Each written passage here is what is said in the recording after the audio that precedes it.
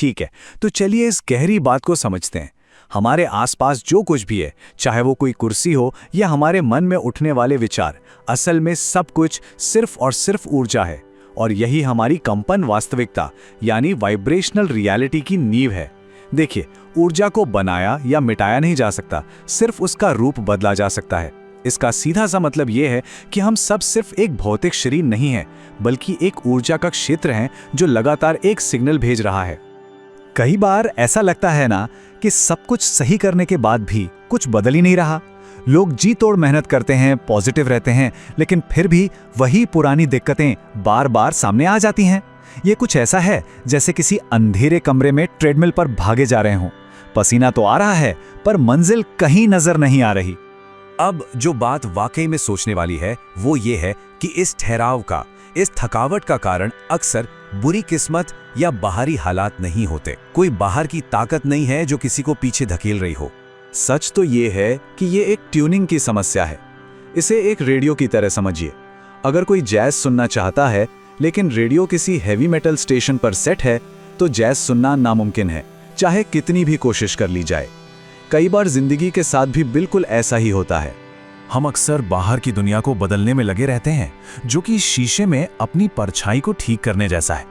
परछाई पर कितना भी चिल्लाया जाए या उसे पोंछा जाए, वो तब तक नहीं बदलेगी जब तक असल में खुद को ना बदला जाए।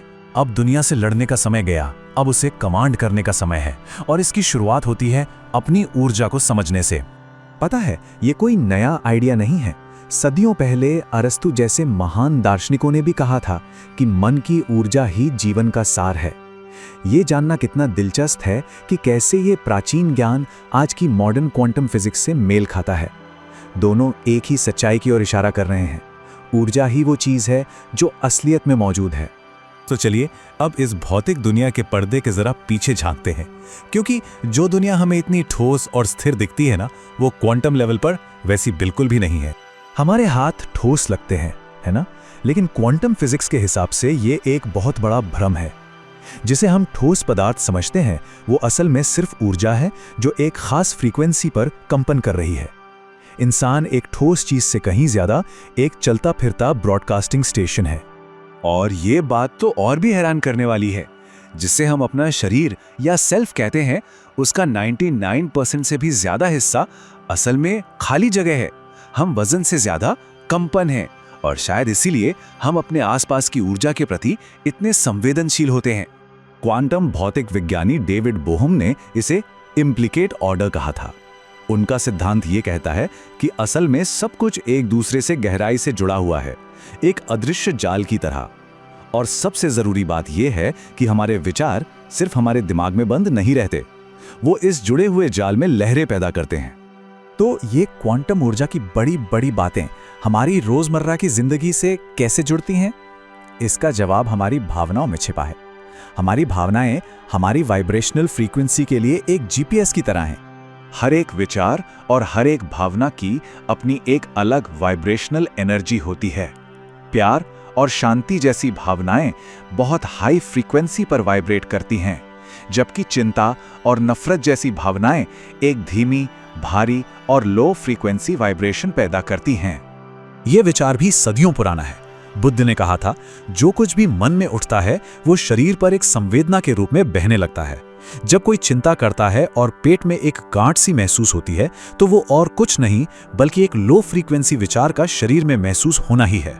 तो सवाल ये उठता है कि जब जिंदगी मुश्किल हो रही हो, तब हाई वाइब्रेशन कैसे बनाए रखें? यहां फिर से फिलॉसफी हमारी मदद करती है। दार्शनिक एल्बर्ट कामू ने इसे अस्तित्ववादी विद्रोह कहा था। मतलब मुश्किलों के बावजूद खुशी चुनना और आनंद खोजना, यही अपनी फ्रीक्वेंसी को जानबूझकर बदलने का सबसे शक्तिशाली तरीका है। दूसरी तरफ स्टोइक दार्शनिक सेनेका ने सिखाया कि सच्ची मन की शांति भावनाओं पर काबू पाने से आती है। जब कोई बाहरी शोर को अपने अंदर के संगीत को धीमा करने की इजाजत नहीं देता, तो वो अछूत हो जाता है। फिर वो दुनिया का शिकार नहीं रहता, बल्कि वो बन जाता है जो अपनी धुन खुद तय करता है। अब एक ऐसा पहलू है जिसे अक्सर नजरअंदाज कर दिया जाता है, और वो है हमारे भौतिक शरीर की भूमिका। तो चलिए अब अपने इस क्वांटम मशीन को ईंधन देने के बारे में बात करते हैं। तो सबसे जरूरी बात यह है, एक लो फ्रीक्वेंसी वाले शरीर में एक हाई फ्रीक्वेंसी वाला मन नहीं रह सकता। हमारा शरीर ऊर्जा का एक बर्तन है, जिसे पूर्वी परंपराओं में की या प्राण कहा जाता है। अगर ये ऊर्जा की नदी जंक फूड, नींद की कमी और बैठे रहने से जाम हो जाए तो वाइब्रेशन अपने आप गिर जाएगा। इस बैटरी को चार्ज करने के लिए इन बातों पर ध्यान देना बहुत जरूरी है। पोषक तत्वों से भरे भोजन का एक हाई वाइब्रेशनल सिग्नेचर होता है। नींद सिर्फ आराम नहीं है, ये अपनी फ्रीक्वेंसी को रीसेट करने का समय है। और प्रकृति में थोड़ा समय बिताना इस इंसानी बैटरी को जैसे रीबूट कर देता है। इस क्वांटम मशीन के साथ सम्मान से पेश आना ही समझदारी है। तो सवाल ये है कि अपनी ऊर्जा को सही तरह से वाइब्रेट करना शुरू कैसे किया जाए। यहाँ एक नई हकीकत बनाने के लिए कुछ प्रैक्टिकल टूल्स दिए गए हैं। एक ऐसी वाइब्रेशन है जिसे मास्टर की यानी कि एक चाबी माना जाता है। यह है मैं हूं की फ्रीक्वेंसी। सेंट जर्मन की शिक्षाओं के अनुसार जब कोई पूरे विश्वास के साथ मैं हूं कहता है तो वो ब्रह्मांड की रचनात्मक शक्ति के साथ एक लय में आ जाता है। ये सिर्फ एक वाक्य नहीं है, ये एक गूंज है। तो यहाँ 3 आसान से कदम हैं। पहला, मैं हूँ रीसेट, हर सुबह उस हकीकत को कहना जिसे कोई जीना चाहता है। दूसरा, कृतज्ञता का चुंबक, आभार चाहने और होने के बीच के फासले को भर देता है। और तीसरा, नेचर प्लग इन, प्रकृति में सिर्फ 10 मिनट भी ऊर्जा को फिर से बैलेंस कर सकते हैं। और जब ऐसा होता है तो एक बहुत शक्तिशाली चीज होती है।